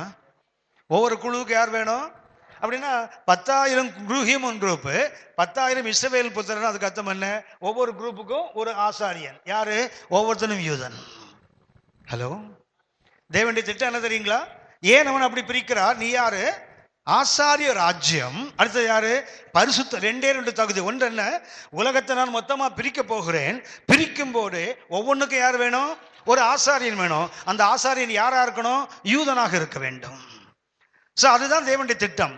அந்த திட்டத்தின்படி பிரித்து எல்லாத்தையும் செட் பண்ண பிறகு இந்த புண்ணியவான்க வேணாம் எனக்கு இது வேண்டாம், வேற ராஜ்யம் கொடுறான்னு கேட்கிறான். புரியுதுங்களா? அப்ப என்ன ஆச்சுன்னா, தேவன் ஒரு திட்டத்தை கொண்டு வந்தால் மனுஷன் என்ன பண்றான் தெரியுங்களா? அதுக்கு நேர் எதிராக. அன்றிலிருந்து இன்றைக்கு வரைக்கும் சரி, தேவன் ஒரு திட்டத்தை கொண்டு வந்தா தோற்கடிக்கிற முதல் வேலை நம்ம வேலை தான். அதை தோற்கடிக்கிறதே நாம தான். ஏன்னா அவர் தான் தெரிந்து கொண்டார் பாருங்க. நீ தான் யாரு? என்னுடைய சம்பத்து என்றால் என்னுடைய ஆஸ்தியே நீ தான். இஸ்ரவேல் கர்த்தர் என்ன சொன்னாரு? நீ என் கற்பனைகளை கை கொண்டால் நீ தான் சகல ஜனங்களிலும் எனக்கு யாருக்கு சொத்து நீ தான். மாத்திரமல்ல, யாரு? என்னுடைய செல்வம் நீ தான். அப்படி சொன்னாரு. ஆனா என்ன தெரியுங்களா, இவங்க அதை மறுதளிக்கிறார்கள், வேணாம் சொல்றாங்க. கர்த்தர்ட்ட ஒரு தன்மை உண்டு, அவர் தனது திட்டத்தை எப்போதும் மாற்றுவதில்லை. கர்த்தர் தன் திட்டத்தை எப்போதும் மாற்றுவதில்லை. உங்களுக்கு எனக்கு கர்த்தர் ஒரு திட்டத்தை வைத்திருப்பார். நாம் அந்த திட்டத்துக்கு பயன்படாத போது கர்த்தர் திட்டத்தை மாற்ற மாட்டாரு, ஆளை மாத்திடுவார். கர்த்தர் உங்களையும் என்னை நம்பி ஒரு வேலையை கொடுப்பாரு. நாம் ஆண்டவரே அப்படி இல்லை இப்படி இல்லைன்னு கதை பேசிட்டு இருந்தோன்னா கர்த்தர் ஒன்றும் திட்டத்தை நிறுத்த மாட்டார், ஆளை தூக்கி போட்டு வேற ஆளை வச்சிருவார். அதைத்தான் நாம் புரிந்து கொள்ள வேண்டும். தேவன் தன் திட்டத்தை மாற்றுவதே இல்லை. இஸ்ரவேலுக்கு அதை கொடுத்தார். இஸ்ரவேல் என்ன பண்ணல? ஏற்றுக்கொள்ளாத போது கர்த்தர் அந்த திட்டத்தை கொஞ்ச நாள் தள்ளி வைத்தார். எது வரைக்கும்? இயேசு சிலுவையில் ஜீவனை கொடுத்து சபை பிரித்தெடுக்கப்பட்ட போது அதே திட்டத்தை கர்த்தர் யாருக்கு கொடுத்தார்? யூதன் வேண்டாம் என்று சொன்னதை கர்த்தர் யாருக்கு கொடுத்தார்? உங்களுக்கும் எனக்கும் கொடுத்தார். 1 பேதுரு 2:9. நீங்களோ உங்களை அந்தகாரத்தினின்று தம்முடைய, அவங்களுக்கு என்ன சொல்லப்பட்டது? எகிப்தின் அடிமைத்தனத்திலிருந்து உன்னை விடுதலை பண்ணின நான். எகிப்து என்ற அர்த்தம் என்ன? இருள் என்ற அர்த்தம். ஈஜிப்ட் என்ற வார்த்தைக்கு அர்த்தமே பிளாக் தான். அப்படின்னா எங்க அழைத்தார்? அந்தகாரத்திலிருந்து தான் அழைத்திருக்கிறார். அதைத்தான் யாருக்கும் செய்தார்? உங்களுக்கும் எனக்கும் செய்திருக்கிறார். அழைத்து என்ன பண்றாரு? உங்களையும் என்னையும் ஒரு ராஜரீகமான ஆசாரிய கூட்டம், ஒரு பரிசுத்த ஜாதியாக. அப்படின்னா யூதனுக்கு கொடுத்த திட்டத்தை, யூதனை அடிப்படையாக கொண்டு முழு உலகத்தையும் கர்த்தர் திட்டம் வைத்திருந்தார். ஆனா யூதர்கள் என்ன பண்ணல? அதை தள்ளின போது கர்த்தர் திட்டத்தை மாற்றல, யூத சபையை தள்ளிவிட்டு சபையாகி உங்களையும் என்னையும் தெரிந்து கொண்டார். ஆமென். அப்படின்னா இன்றைக்கு நாம தான் யாரு? ராஜரீகமான ஆசாரிய கூட்டம். அடுத்தது நாம் யாரு? பரிசுத்த ஜாதி. அப்படி என்றால் பரிசுத்தம் என்பது, நான் மறுபடியும் சொல்லுகிறேன், தேவன் பரிசுத்த. ஆகவே நீங்கள் நான் யார் தான்? பரிசுத்தம் தான். பரிசுத்தம் இல்லாமல் தேவனை தரிசிப்பது மாத்திரமல்ல, பரிசுத்தம் இல்லாமல் தேவனுக்கு ஊழியம் செய்ய முடியாது. ஹென்றி போனர் என்று ஒரு தேவ மனிதன் எப்படி எழுதுகிறார் அவருடைய வாழ்க்கையில? அவர் எழுதும்போது எழுதுகிறார், உன் பரிசுத்தத்துக்கு ஏற்றால் போலதான் உன் வெற்றி அமையும். நீங்களும் நானும் எந்த அளவுக்கு பரிசுத்தத்தோடு தேவனுக்கென்று பிரித்தெடுக்கப்பட்டவர்களாய் வாழ்கிறோமோ அந்த அளவுக்குத்தான் நமது ஆவிக்குரிய வாழ்க்கையிலும் சரி, நமது ஊழியங்களிலும் சரி வெற்றி வேண்டுமானால் பரிசுத்தம் எந்த அளவுக்கு நம்மளே செயல்படுகிறதோ, எந்த அளவுக்கு நாம் பரிசுத்தமாக வாழ்கிறோமோ அந்த அளவுக்குத்தான் ஒரு வெற்றி உள்ள வாழ்க்கை, ஒரு வெற்றி உள்ள ஊழியத்தை செய்ய முடியும். இல்லைன்னா அது வெற்றியற்றதாக போய்விடும், தோல்வியை சந்திப்பதாகத்தான் மாறிவிடும். நல்ல கவனித்துக் கொள்வோம். இஸ்ரவேல் புத்திரருக்கு கர்த்தர் அதை கொடுத்த போது இஸ்ரவேல் அதை ஏற்றுக்கொள்ளவில்லை. அப்படின்னா தேவன் பரிசுத்தம் என்றால் நீங்கள் நான் கூட யார் தான்? பரிசுத்தம் உள்ளவர்கள் தான். பரிசுத்தம் இல்லாமல் தேவனுக்கு ஊழியம் செய்ய முடியாது. லேவியராகமம் உங்களுக்கு தெரியும். இந்த லேவியராகமத்தில் அந்த சட்டங்கள் முழுவதும் கொடுக்கப்பட்டது இஸ்ரவேலுக்காக இருந்தாலும் யார் வழியாக செயல்படணும் தெரியுங்களா? ஆசாரியர்கள் வழியாகத்தான். லேவியராகம் முழுவதும் எழுதப்பட்டது யாருக்கு? இன்னும் சொல்ல போனால் புதிய ஏற்பாட்டின் பார்த்தா உங்களுக்கு எனக்கு தான். நாம் தான் இன்றைக்கு அந்த இடத்துல வைக்கப்பட்டிருக்கிறோம். ஆகவே இந்த லேவியராகம் முழுதும் பொதுவாக எனக்கு தெரியல எத்தனை ஊழியர்கள் லேவியராகமத்தை திரும்ப திரும்ப படிப்பீர்கள் எனக்கு தெரியல. ஒருவேளை வழக்கத்தின்படி பைபிளை மொத்தமாக படிச்சுட்டு போகும்போது லேவியராகம் வரும்போது அப்படி படிப்பீங்க. அது கூட நிறைய பேர் ஆழ்ந்து படிப்பதில்லை, அப்படியே தாண்டி போயிடுவோம். பைபிளில் சில போர்ஷன் இருக்குது, நம்ம என்ன செய்வதில்லை, அதை ஆழ்ந்து படிப்பது இல்லை. பைபிள் எடுத்து பாருங்களேன், இந்த சென்ட்ரலில் கொஞ்சம் அழுக்காக இருக்கும் பாருங்களேன். பைபிளை மூடிட்டீங்கன்னா அது என்ன சங்கீதமாக இருக்கும். அதை படித்து என்ன ஆயிடுதுங்க, பெயிண்ட் அடித்த மாதிரி அழுக்காவே மாறி போயிருக்காது. அதுக்கு கொஞ்சம் தள்ளி பாருங்க, உன்னத பாட்டுன்னு ஒன்று இருக்குது, வெள்ளையாக இருக்கும் அது. ஏன்னா அது கெட்ட புஸ்தகம் பாருங்க, அதை படிக்கவே கூடாது. சரியா? அதை விட பரவாயில்ல, அந்த அழுக்குக்கு கொஞ்சம் முன்னாடி ஒன்று இருக்குது, அதுக்கு பேர் யோபு. நிறைய பேர் அதை படிக்கிறதே இல்லை. என்னுடைய நண்பர் ஒரு 36 முறை பைபிளை படித்தவர் தொடர்ந்து. அவர் சொல்லுவார், நானும் பார்க்குறேன், அந்த எஸ்தை தாண்டினாலே எனக்கு சோதனை வந்துடும், ஆபத்து வந்துடுது. 2 தடவை 3 தடவை படித்தேன். அதுக்கப்புறம் யோபுவை விட்டுட்டு தான் அடுத்த பக்கத்து போவாராம், சங்கீதத்துக்கு போயிடுவாராம். கவனித்துக் கொள்ளுங்கள், சில பகுதிகள் நாம் தொடர்ந்து படிப்பதே இல்லை. என்னுடைய விருப்பம் என்ன தெரியுங்களா? ஊழியம் செய்கிறவங்க ஒவ்வொரு நாளைக்கு ஒரு முறையாவது லேவியராகமம் 27 அதிகாரத்தையும் படிக்கணும். ஹலோ, அது கண்டினியூஸாக படிக்கும்போது இல்லை, ஏன்னா அது எனக்கும் நமக்கும் எழுதப்பட்ட புஸ்தகம். கோயம்புத்தூர்ல ஒரு முறை ஒரு சர்ச்சில் கன்வென்ஷன் பேசும்போது லேவியராகவும் 14ஆம் அதிகாரத்திலிருந்து ஒரு சின்ன தலைப்பில் நான் பேசினேன். அப்போ ஒரு கத்தோலிக்க குடும்பத்திலிருந்து ஒரு ஆங்கிலோ இண்டியன் பிரதர், உங்களுக்கு தெரியும் போத்தனூர் இங்கிலீஷ் ரயில்வேஸ்க்கு ரொம்ப முக்கியமான இடம். இங்கிலீஷ்காரன் காலத்திலேருந்து அது ரயில்வேக்கு பேர் போன இடம். அந்த இடத்துல ஆங்கிலோ இண்டியன் நிறைய செட்டிலாக இருந்தாங்க. அதில் ஒருத்தர் கேத்தலிக்காக இருந்து இந்த ஆவிக்குரிய சபைக்குள்ள வந்துட்டார். வந்தபோது நான் லேவியராகவும் 14ஆம் அதிகாரத்தில் ஒரு செய்தியை பிரசங்கித்தேன். பிரசங்கி முடிச்சவர்னு சொன்னார், பிரதர் லேவியராகவும் நான் படிக்கவே மாட்டேன். ஏன்னு கேட்டால், when I read Leviticus I feel entering into a butchery shopனார். அது ஆடு மாடு வெட்டுறான்ல, கறி கடைக்குள்ளே போன மாதிரி இருக்குதான் அவருக்கு. ஏன்னா ஆட்டை வெட்டு, தோலை வெறி, குடலை எடு, சாணியை எடு, இங்கே போடு அங்கே போடு, தலையை வெட்டு, குடல் இதெல்லாம் போட்டிருக்குல்ல. பார்த்தா அவர் கறி கடைக்கு ஆடு வெட்டுறான் தெரியுங்களா, அதுக்குள்ளே போனோமா படிக்கவே மாட்டேன். ஆனால் இன்னைக்கு தான் தெரியுது, லேவியராகமத்தில் குடும்பத்துக்கு இப்படி தேவையான ஒரு செய்தி இருக்குடா. நான் சொன்னேன், வேதத்தில் தள்ளுறதுக்கு எதுவுமே இல்லை. வேத புத்தகத்தில் எதையுமே தள்ள. குறிப்பாக ஊழியம் செய்கிறவங்க குறைஞ்சது ஒரு வாரத்துக்கு ஒரு முறையாவது லேவியராகமத்தை படிங்க. ஏனென்றால் அது எனக்கு, அது நமக்கு.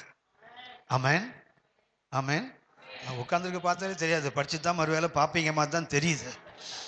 இன்னைக்காவது தீர்மானம் பண்ணுங்களேன், படிச்சு பாருங்க, உங்க ஊழியம் மாறிடும். வேதத்தை பார்க்குற பார்வை மாறி போயிடும். ஊழியத்தில் தேவனுக்கு அர்ப்பணிக்கிற அர்ப்பணிப்பில் பெரிய மாற்றங்கள் உண்டாகும். லேவியராகமம் சாதாரண விசுவாசிக்கோ இல்லை எனக்கு தெரியாது, ஆனால் எனக்கு, இது நமக்கு. எத்தனை முறை நீங்கள் ஏன்னா ஒன்று கவனித்துக் கொள்ளுங்கள், ஆதியாகமம் ஒரு நாடோடிகளின் காலம். ஹலோ ஹலோ, ஆதியாகமம் என்ன காலம்? நாடோடிகளாக தெரிந்த ஆபிரகாம், ஈசாய் நாடோடிகள். ஆனால் யாத்திராகமம் வருவது அடிமைப்பட்டு விடுதலையாக்கப்பட்டவர்கள். ஆமென், ஆமென்.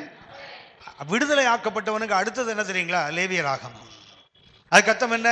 இப்படித்தான் நீ என்னை ஆராதிக்க வேண்டும், இப்படித்தான் நீ என்னை நெருங்கி வாழ வேண்டும். அப்படின்னா விடுவிக்கப்பட்ட ஒரு தேவ ஜனம், ஒரு தேசமாக, ஒரு இனமாக மாற்றப்பட்ட ஒரு அடிமை மக்களுக்கு தேவன் கொடுத்த ஆன்மீக சட்டங்கள் தான், இறை சட்டங்கள் தான் லேவியராகமம்.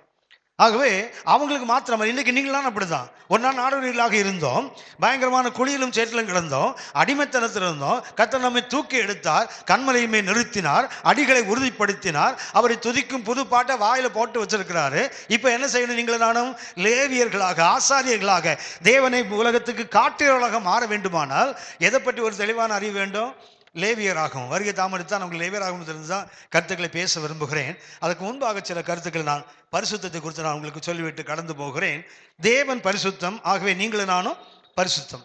ஏசாயா புஸ்தகத்தை மாத்திரம் எடுத்து பார்த்தீங்கன்னா ஏசாயால 26 முறை ஒரு வார்த்தை பயன்படுத்தப்படும். 26 முறை இஸ்ரவேலின் பரிசுத்தர். ஆங்கிலம் பார்த்தீங்கன்னா த ஹோலி ஒன் ஆஃப் இஸ்ரேல். ஏசாயால மாத்திரம் 25 முறை 26 முறை என்ன இருக்குது? இஸ்ரவேலின் பரிசுத்தர் என்ற வார்த்தை.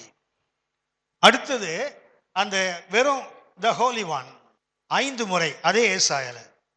இஸ்ரவேலின் பரிசுத்தர் என்ற வார்த்தை 26 முறை, பரிசுத்தர் என்ற வார்த்தை த ஹோலி ஒன் 5 முறை. மொத்தம் 31 முறை ஏசாயா திரும்ப திரும்ப எழுதுகிறார். காரணம் என்ன தெரியுங்களா? பரிசுத்த தேவனை பற்றி கிடைத்த தரிசனம்.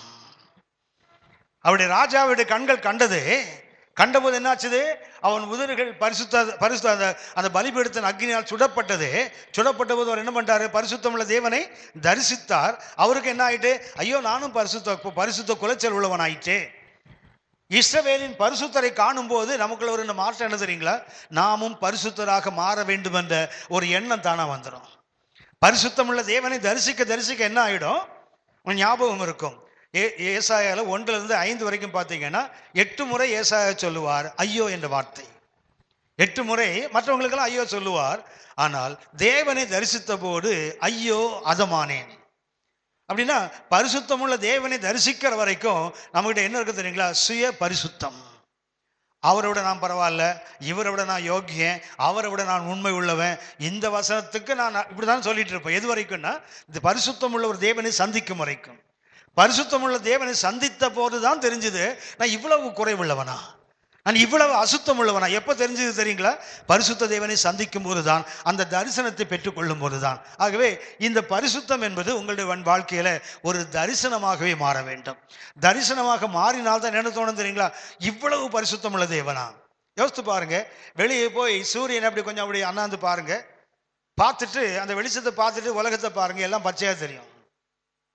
பார்க்க முடியாத எதையும். ஏனென்றால் அவரை பார்த்த பிறகு அந்த கண்களுக்கு வேற எதுவும் எப்படித்தான் தெரியும்? அழுக்காகத்தான் தெரியும், அசுத்தமாகத்தான் தெரியும். ஆகவே இன்றைக்கு உங்களுக்கு எனக்கு அடிப்படை தேவை என்ன? பரிசுத்தமுள்ள தேவனை பற்றிய நிறைய தரிசனங்கள். இன்றைக்கு தேவன் இதை செய்தார் இதை நிறைய சொல்றாங்க இல்லையா? அடிப்படை தரிசனம் என்ன தெரியுங்களா? அப்படி பரிசுத்தம். தேவனுடைய பரிசுத்தத்தை பற்றி பார்க்கிற ஒரு கண்கள் உங்களுக்கும் எனக்கும் மிக மிக அவசியம். சரி, எபிரேயர் 12:4 வாசிங்க. எபிரேயர் 12:4.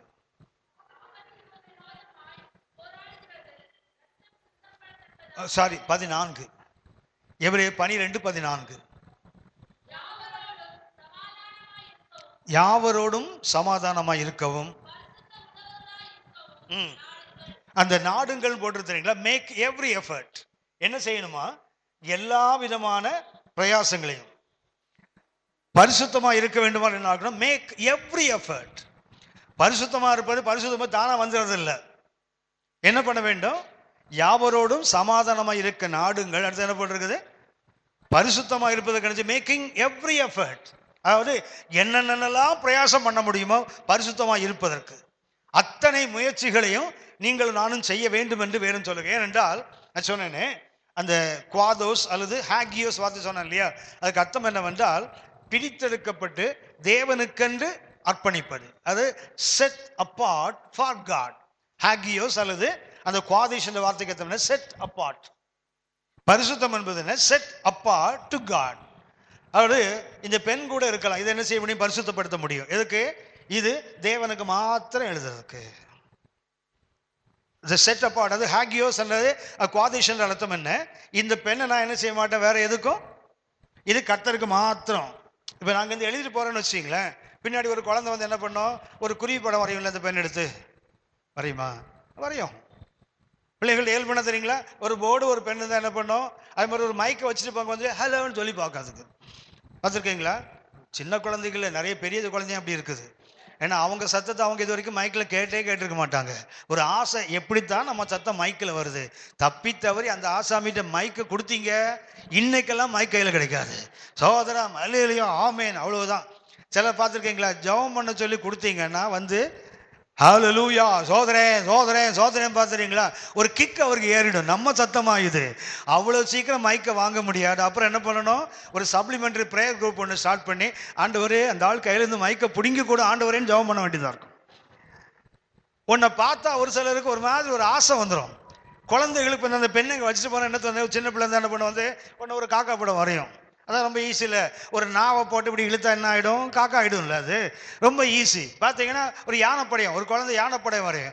முன்னாடி நிற்கிற மாதிரி வரையாது, யானை பின்னாடி நிற்கிற மாதிரி வரையும்.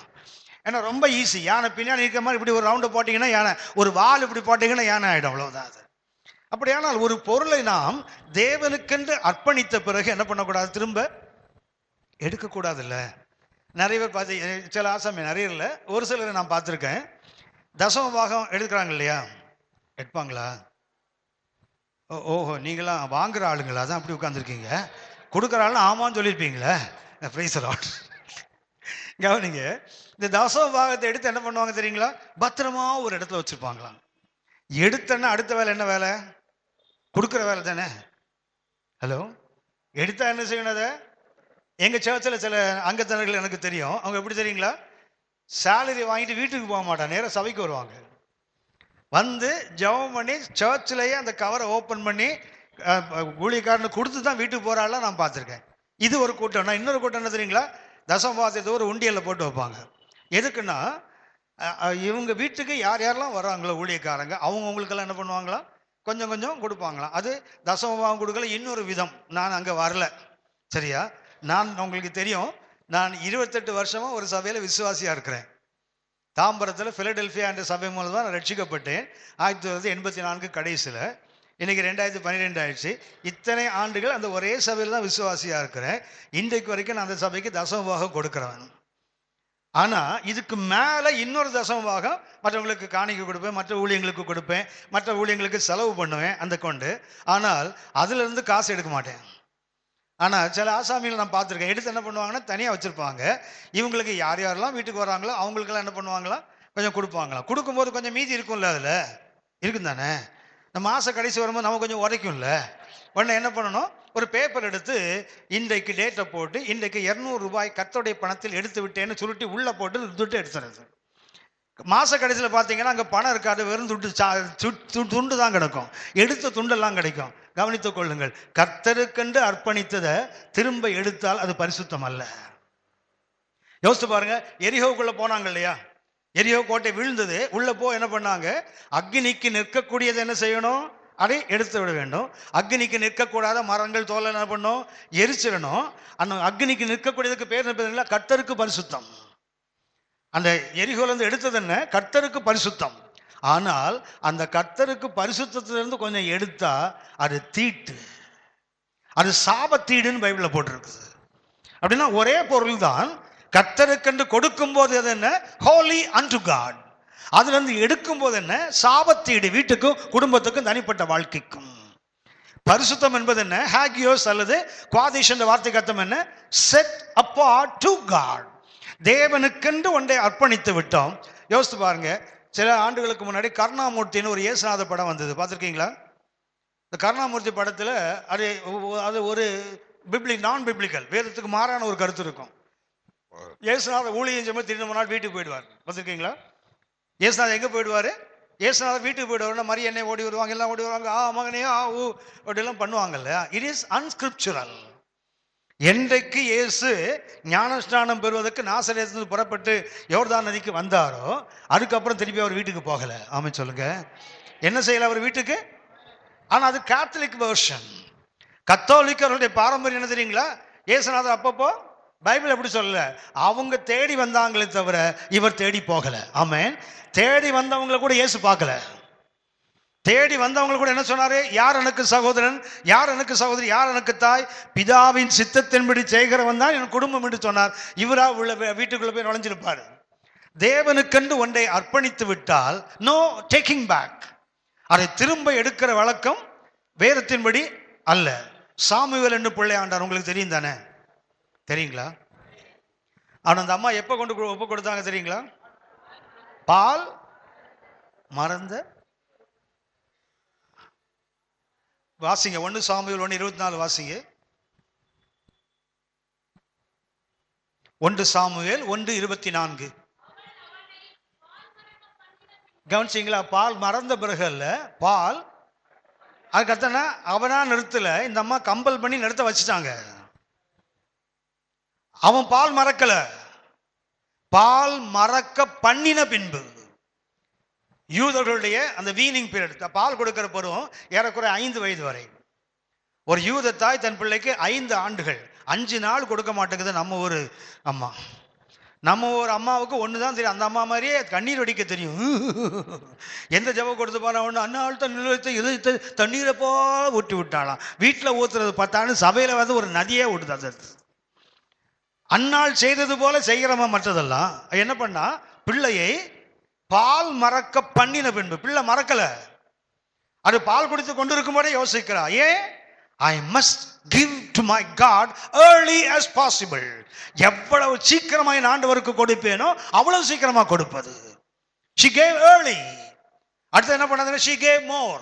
என்ன கொடுத்தா பாருங்க,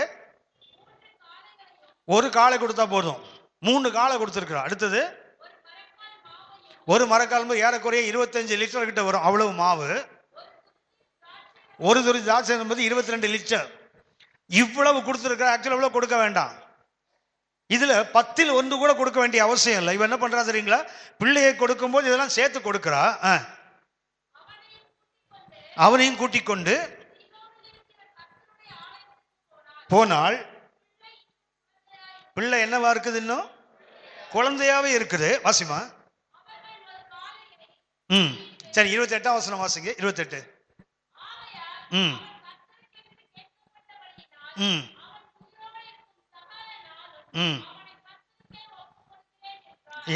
எவ்வளவு நாள் அவன் எவ்வளவு நாள் உயிரோடு இருக்கிறானோ அது வரைக்கும் நீ யாருக்கு தான்? இனிமேல் கர்த்தருக்குத்தான்.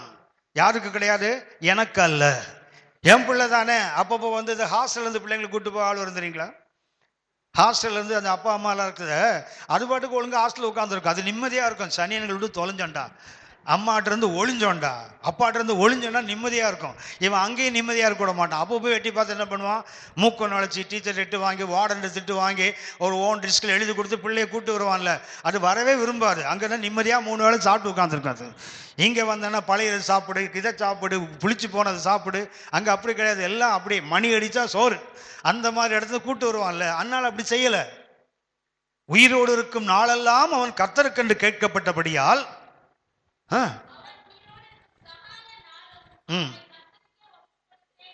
என்றால், எனக்கு ரொம்ப ஆச்சரியம் என்ன தெரியுங்களா? பிள்ளை என்ன செய்யல? பால் மறக்கல. அடுத்தது என்ன? குழந்தையாவே இருக்குது. ஆனா அந்த பிள்ளைக்கு என்ன தெரிஞ்சிருக்கு? கர்த்தரை பணிந்து கொள்ள தெரிஞ்சிருக்கு. பாருங்களேன், குழந்தை இன்னும் பால் குடிச்சிட்டே இருக்குது. குழந்தை என்ன ஆகல? வளரல. Still Samuel is a child. ஆனா வசனம் என்ன சொல்லுது? அவன் அங்கே கர்த்தரை, அப்படின்னா எப்போ வர்ஷிப் பண்ண கற்றுக்கொண்டான்?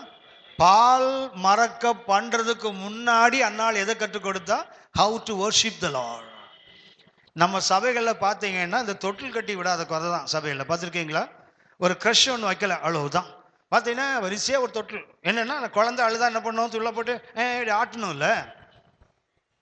சில அம்மாமார் இருக்காங்க, தயவுசெய்து அதை தவறு செய்யாதீங்க. சர்ச்சுக்கு வரும்போது பார்த்தீங்கன்னா இந்த குழந்தைக்கு சாக்லேட் கொண்டு வருவோம்ல, கொண்டு வருவோமா? பிஸ்கட் கொண்டு வருவோம்ல, முறுக்கு கொண்டு வருவோம்ல, சிப்ஸு கொண்டு வருவோம்ல. எதுக்கு சபைக்கு வரோம்னா கடை வைக்க வரோம், வைத்தலாம் வியாபாரம் பண்ண வரோம்.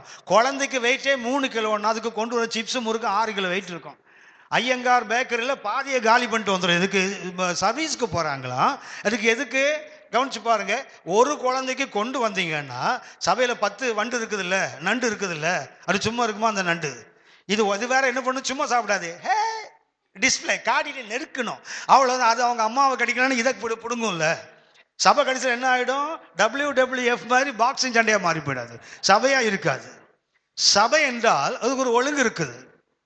யோசித்து பாருங்க, ஸ்கூலுக்கு அனுப்பும்போது இவ்வளோ மூட்டை கட்டி அனுப்புவோமா? என்னுடைய பையன் ஸ்கூலுக்கு போகிறான். அவனுக்கு ஒரு சின்ன ஒரு இது கூட கொடுத்து அனுப்பக்கூடாது. எல்லாம் ஸ்கூலில் கொடுப்போம், அவ்வளோதான். எதுவும் வந்து ஏன்னா பிள்ளைகளுக்கெல்லாம் யூனிஃபார்மாக இருக்கணும், சாப்பிட்ற நேரத்தில் தான் சாப்பிடணும்னு அனுப்புகிறோம்ல. சபைக்கு வரும்போது ஏன் மூட்டை கட்டி கொண்டு வருவானே? பிள்ளை ஆராதிக்க கற்றுக்கொள்வது எங்கன்னா சபையில் இல்லை, வீட்டில். சபை என்பது ஆராதிக்க கற்றுக்கொள்ளுகிற இடம் அல்ல, ஆராதிக்கிற இடம். கற்றுக்கொள்கிற இடம் எங்க? வீடு. கற்றுக் கொடுப்பது யாரு? பெற்றோர்கள். சபையில வந்து ஆராதிக்க கற்றுக்கொள்ளக்கூடாது, அது இடம் அல்ல, அது ஆராதிக்கிற இடம். அதனால பாருங்க, பால் மறக்க பண்ணினம், அதுக்கு முன்னாடி என்ன பண்ணிட்டா? தேவனை ஆராதிப்பது என்னன்னு கற்றுக் கொடுத்துட்டா பாருங்க. பிள்ளை வந்து என்ன பண்றான்? உடனே இன்னும் குழந்தையாக இருக்கிறான், என்ன பண்றான்? அவன் ஆராதித்தான் போட்டிருக்குது. கர்த்தரை அங்கே பணிந்து கொண்டான். அதுக்கப்புறம் பார்த்தீங்கன்னா, வருஷந்தோறும் யார் வந்து போவா? அன்னாள் வந்து போவாளை தவிர சாமுவேல் ஒரு முறை கூட வீட்டுக்கு போனதே இல்லை. ஆமாம், சொல்லுங்க. அப்படின்னா தேவனுக்கு அர்ப்பணித்தல் என்றால் என்ன? அப்படி கொடுக்குற மாதிரி கொடுத்துட்டு அப்புறம் எடுப்பதல்ல. தேவனுக்கென்று ஒன்றை அர்ப்பணித்தால் அது சாகிற வரைக்கும் கர்த்தருக்கு தான். அதன் ஆயுசு நாட்கள் முழுவதும் யாருக்கு தான்? தேவனுக்கு தான். நாம் அப்படி இல்லை, கர்த்தருக்கும் கொடுப்போம், நமக்கும் எடுத்துப்போம். கர்த்தருக்கும் அது சரியானது. பரிசுத்தம் என்பதும் அப்படித்தான். அது மேக் எவ்ரி எஃபர்ட். இது சாதாரணமாக வராது. என்ன செய்யணும்? ஒவ்வொரு முயற்சியையும் எடுத்துத்தான் என்ன பண்ணும்? அந்த செட் அப்பார்ட் டு காட். இதுக்கு அர்த்தத்தை நான் சொல்லுகிறேன். ஒன்று, அந்த ஹாகியோஸ் அல்லது அந்த குவாதேஷ் வார்த்தை சொன்னேனே, அதற்கு ஒரு கருத்தை நான் சுட்டி காட்டுகிறேன் உங்களுக்கு. ஒன்று, க்ளோஸ் டு காட். பரிசுத்தம் முதல் அர்த்தம் என்ன? தேவனை அணுகி. ஒரு 10 நிமிஷம் டீ பிரேக், சீக்கிரமா போயிட்டு வந்துருங்க.